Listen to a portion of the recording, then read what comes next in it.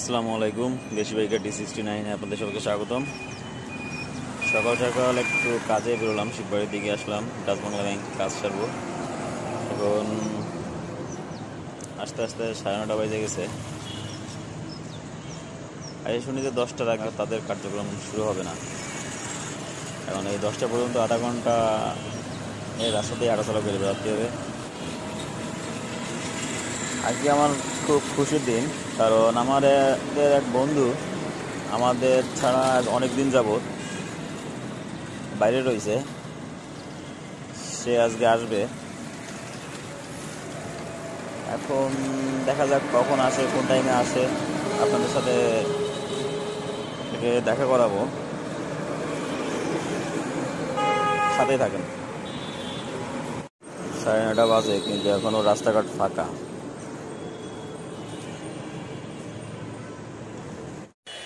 আমাদের এই সেই বন্ধু যে অনেক দিন যাবত আমাদের ছাড়া বাইরে ছিল। এই যে আজকে তাকে নিয়ে আসলাম।